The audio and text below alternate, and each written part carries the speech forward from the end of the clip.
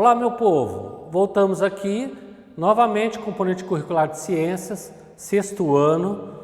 Vamos dar continuidade, nós estamos na aula 10, vamos dar continuidade ao sistema nervoso e ao sistema sensorial. Falamos na aula passada sobre o sistema nervoso até a visão, até onde fizemos um teste no olho para ver a dilatação da pupila, pela graduação da quantidade de luz que entra no olho. Então, hoje nós vamos começar com a audição. Observem aí o desenho, a fotografia de uma pessoa querendo ouvir. Como que nós ouvimos? Vocês já pensaram em pensar isso? Qual a função das nossas orelhas? Será que é só para a mãe puxar? Nos pendurar pela orelha assim? Não, a orelha tem essa função de quê? De captar o som. Mas é louco isso, assim, como captar o som? Que som é esse? Como capta isso e transforma isso nessas sensações?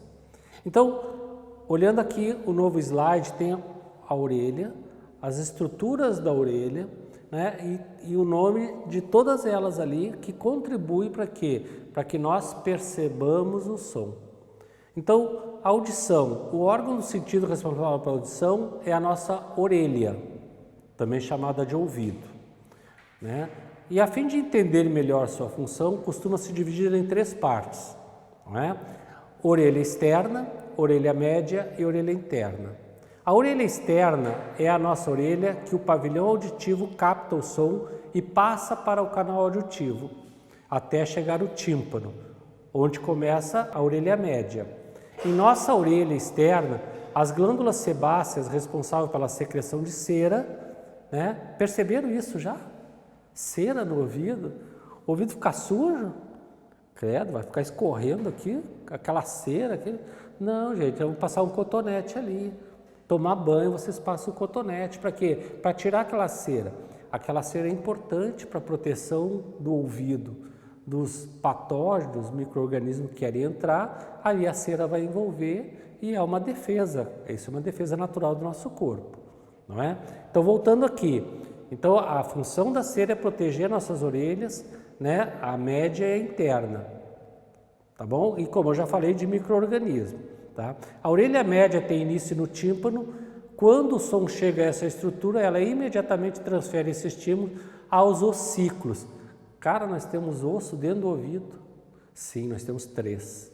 Três ossos, o martelo, a bigórnia e o estribo. Eles grudam no tímpano e com o tímpano vibrando, eles transmitem isso. Então veja aqui, localizaram aí no slide, na tela de vocês, aonde está o tímpano? Localizaram? Aonde estão os ossículos? Também na orelha média há um canal flexível chamado tubo auditivo, que permite a comunicação com a garganta. Eu acho que vocês já perceberam isso uma vez. Quando a gente vai para Taquarussu, por exemplo, daqui a pouco parece que começa a ficar surdo assim. E aí você dá um bocejo, abre muito a boca aqui, e você volta. Quando a gente anda com o elevador muito alto, quando a gente anda de avião, isso sempre acontece. Por quê? Pela pressão do ar. Então, nessa comunicação aqui, que é a tuba auditiva, antes chamava lá de trompa de Eustáquio, que faz a comunicação, que regula essa pressão externa com pressão interna, que permite, e essa tuba permite a comunicação com a garganta. Então, como que nós percebemos o som? Vamos ver aqui, Olha aí o slide na tela de vocês. Tem uma fonte sonora ali, umas ondas próximas da orelha, e vai mostrando isso. Quando o som chega até o tímpano, falei para vocês, a orelha capta, não é o som, e o som vai pelo canal auditivo até o tímpano. Chegou no tímpano, vai acontecer o quê? Vai vibrar. Quando o som chega até o tímpano, ele transfere esse estímulo até os ossículos da orelha média, que são quem? Martelo, bigórnia e estribo, que transmitem essas vibrações à orelha interna. Na orelha interna encontra-se o osso temporal, em nosso crânio. As vibrações que chegam aos ossículos da orelha média passam por uma membrana chamada janela oval. Pô, uma janela dentro do ouvido, tem essa ainda agora. E que vai chegar até a cóclea. Cóclea, se vocês observarem ali, parece um caramujo ali. lá dentro do ouvido. E essa cóclea tem uma função muito importante no nosso organismo. O que é a cóclea? É um órgão cheio de líquido que lembra uma concha de caracol. E no interior da cóclea, além do líquido, há uma membrana repleta de células sensoriais ciladas, que tem cílio, que se agrupam no órgão de Corte. Então, qual é a função desse órgão de Corte? Ele atua no equilíbrio. Quando você está caminhando, quem vai te equilibrar é o ouvido. Ele vai dar. Vocês já perceberam aquele nível de pedreiro que tu coloca nas coisas para ver se está no nível certo, se não está para cima, tem uma bolinha lá dentro que vai demarcando? Já perceberam aquilo? Então, a mesma coisa vai ter aqui. Não que eu vou ter um nível daquele também, né? Dentro da orelha não é assim.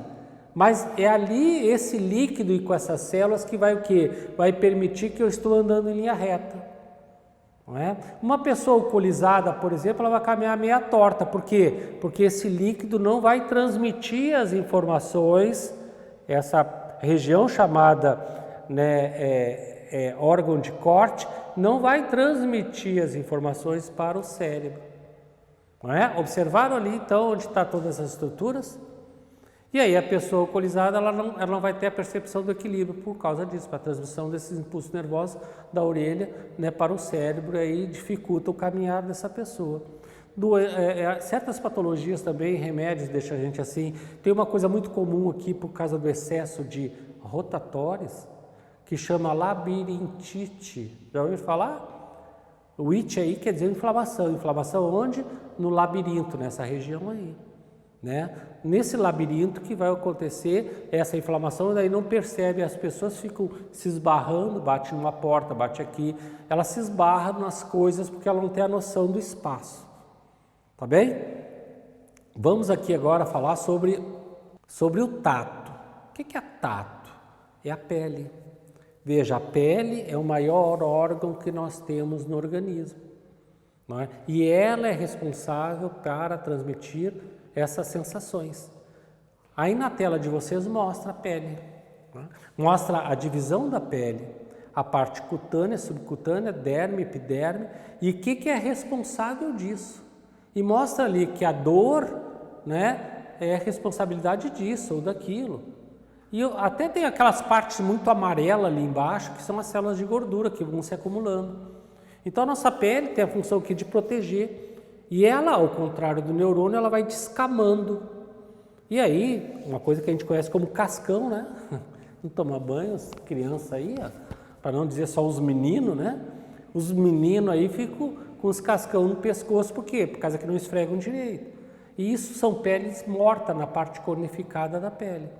Então a nossa pele é esse receptor que nós temos. Aqui nós vamos sentir pressão, nós vamos sentir frio, nós vamos sentir dor. Você tem um corte, você finca alguma coisa, há uma dor, né? Nós vamos sentir calor. E é uma estratégia do nosso corpo, quando nós começamos a transpirar demais, a gente começa a ficar escorrendo aqui. Por que ocorre a transpiração? Para equilibrar a temperatura do corpo. Até isso a pele tem que fazer. Ela é tipo o nosso termômetro do nosso corpo. Então vejam só, a pele ela está dividida em camadas, bem próximas, aderidas umas à outra, firmemente unidas entre si, que é a epiderme, a mais externa, a derme, que é a mais interna, e a hipoderme, que está lá abaixo, né, da epiderme, ou mais abaixo da derme, aonde tem os vasos sanguíneos, né, e tem as células de gordura. Os vasos sanguíneos, quando a gente se corta mais superficial, também aparece alguma coisa, mas o sangue parece meio ralo ali, não é? É a linfa, que está na parte mais superficial. Tá? Então, observando essa imagem aí, a gente consegue localizar ela. Não é? Ali, ó, de um lado de vocês tem o quê? Tem as células, não é? Tem a epiderme, tem a derme, tem a hipoderme, essas regiões. E ali nós temos tudo, ó. Os vasos sanguíneos, corpúsculos de Golgi. Qual a função do corpúsculo de Golgi? Leiam ali, ó, a pressão, uma pressão leve. O corpúsculo de Pacini tem a função da pressão pesada, forte, não é? Que é a diferença uma da outra. Mas tudo isso, aquilo ali é um corte da nossa pele. Não é? Ali, claro que não vai aparecer o pelo, mas tem a parte cornificada. Bom, um que faltou aqui agora foi o olfato. Não é? O olfato é o cheiro. Como que nós percebemos o cheiro? Pergunta, será que o cheiro ruim vai lá para o cérebro? O que vocês pensam disso? Não, o cheiro ele vai passar por aqui e aqui ele vai ser identificado.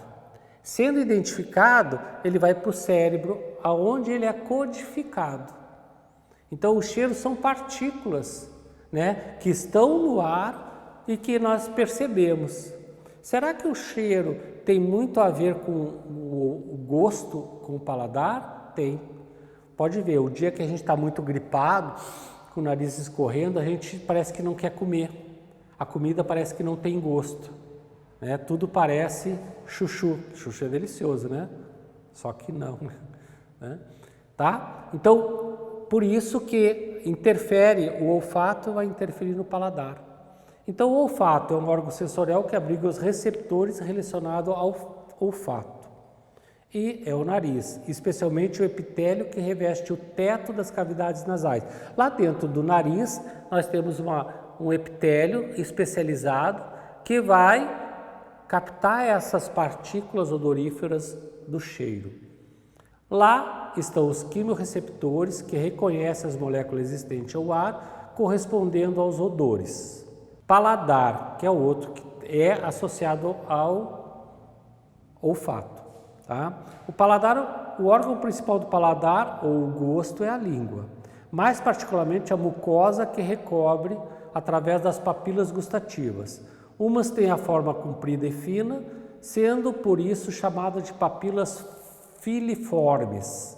Outras apresentam-se sob o aspecto de pequenos fungos, particularidades que lhes mereceu o nome de fungiforme, e outras cercadas por um valo, chamadas papilas circunvaladas ou caliciformes. Não é? Observaram aí na imagem de vocês? Estão olhando aí onde está tudo isso? No próximo slide que aparece aí, aparece o azedo, as sensações que eu sinto na língua. Apesar que há muita controvérsia dessas regiões, não é? Há especialistas que já estão dizendo que não é bem assim. Mas as papilas linguais só captam o sabor dos alimentos no estado líquido. Então é difícil a gente querer comer um gás e sentir o gosto dele, é difícil, não é? Então, por esse motivo, a saliva tem um papel importante na relação dos alimentos sólidos, pois ela cabe dissolver os alimentos de modo que as papilas linguais captem os sabores. Então, você vai comer, mastigar e a saliva vai fazer o quê? Vai misturar esse alimento e tirar dali os receptores de gosto e vai transmitir, vai passar para a língua. Né? A percepção dos gostos amargo, doce, salgado e ácido é feita pelas papilas gustativas, receptores sensoriais do paladar, na língua. Até recentemente acreditava-se que cada gosto era sentido numa região, conforme está ali naquela imagem aparecendo para vocês. Mas hoje já se discute, falei há pouco. Outro exemplo clássico da correlação entre o olfato e o paladar é o que ocorre nos alimentarmos quando estamos resfriados, já falamos sobre isso. Bom, queridos, então peço para vocês ficarem em casa, tá? Fazer as atividades. Se você não pode ir na escola, vai o pai e a mãe lá buscar atividade para você fazer. Você faz a atividade na plataforma, que é muito mais fácil para vocês, né, do que buscar e depois entregar na escola. Tá? Mas continue estudando, continue assistindo as videoaulas, tanto de ciências quanto de geografia. Né? Para quê? Para a gente ter uma boa compreensão, né, desse conhecimento que está sendo ofertado agora. Tá bom? Fiquem em casa então. Até mais.